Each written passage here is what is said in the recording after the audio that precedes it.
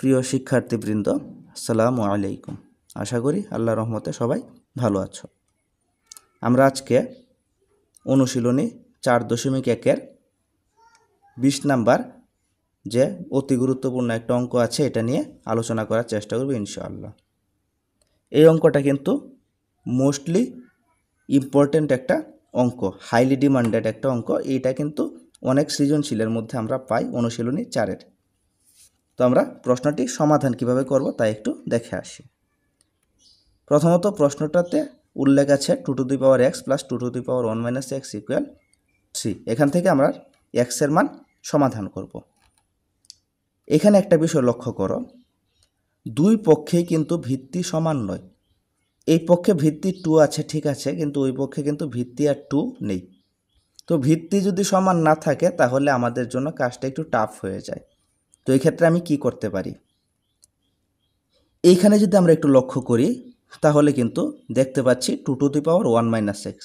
আমার কিন্তু এই অংশটা নিজের করার দরকার ছিল, এটা আমার করা দরকার ছিল, কিন্তু তারা এটা করে দিয়েছে।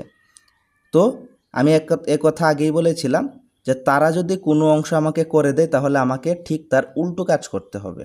তারা একটা অঙ্কের মধ্যে যে কাজটা করে দেবে আমার ঠিক ওইটার বিপরীত কাজ করতে হবে। তো আমরা জানি a to the power m ভাগ n equal a to the power m minus 1। তো এই ক্ষেত্রে a to the power m minus 1 যদি থাকে তাহলে আমাকে সূত্রে অ্যাপ্লাই করতে হবে a to the power m divided by a to the power n। মানে তারা যেই কাজ আমাকে দিবে আমি ঠিক ওইটার বিপরীত কাজ দিয়ে সবসময় শুরু করব। তো এখানে আমি ভগ্নাংশকে আলাদা করে ফেললাম। তারা যদি আলাদা দিত তাহলে আমি একসাথে করতাম, এখন যেহেতু তারা একসাথে দিয়েছে তাই আমি আলাদা করছি। এটা সিম্পল একটা বিষয়, যে কোনো অঙ্কের ক্ষেত্রে তারা যেভাবে অঙ্কটা দিবে আমরা ঠিক তার বিপরীত দিক থেকে এটা করা শুরু করব। তো তারা এই সূত্র দিয়েছে, আমি এই সূত্রে অ্যাপ্লাই করলাম। যদি এই সূত্র দিত তাহলে এই সূত্রে অ্যাপ্লাই করতাম। তো এখন এইটাকে এরকম বানালাম।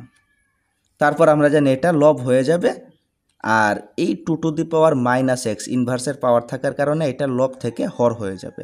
ইনভার্সের পাওয়ার যেখানে থাকবে এটা ভগ্নাংশের লব হরে পরিবর্তন হয়ে যায়, এটা আমরা আগেই জেনেছিলাম।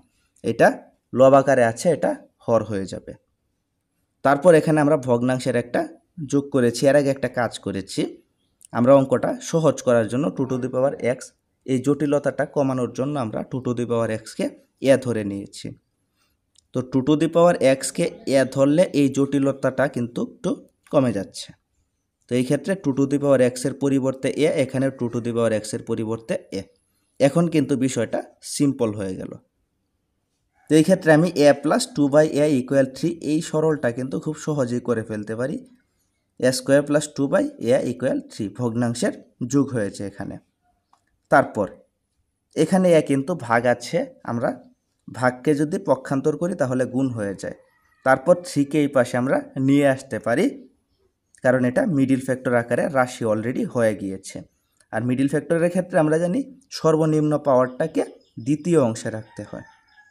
চলকের ক্ষেত্রে মিডিয়াম যে পাওয়ারটা আছে, অর্থাৎ চলকের মান যেটাতে সর্বনিম্ন আছে, এটাকে আমরা মধ্যে রাখবো। তো মিডিল ফ্যাক্টর যারা দেখেছো, যারা মিডিল ফ্যাক্টরের ক্লাসটা আমার দেখেছো, তারা এটা অবশ্যই বোঝার কথা।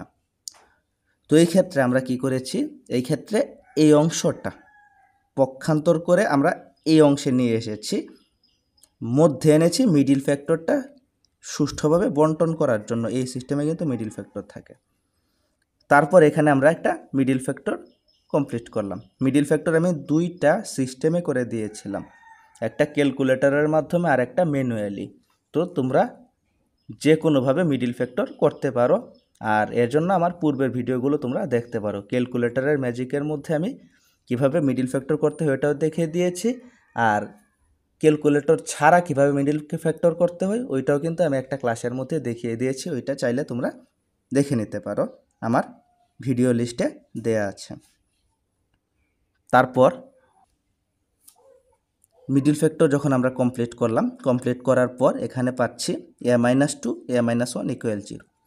এখন আমার কাজটা সহজ করার জন্য আমি এখানে a মাইনাস 2 a মাইনাস 1 অর্থাৎ a ধরে নিয়েছিলাম। a ধরে নিয়েছিলাম কাকে, 2 টু দি পাওয়ার xকে। তো আমি যখন আমার কাজ শেষ করেছি, আমি আমার অঙ্কের সুবিধার্থে যে কোনো অক্ষর আমি চাইলে ধরে নিতে পারবো।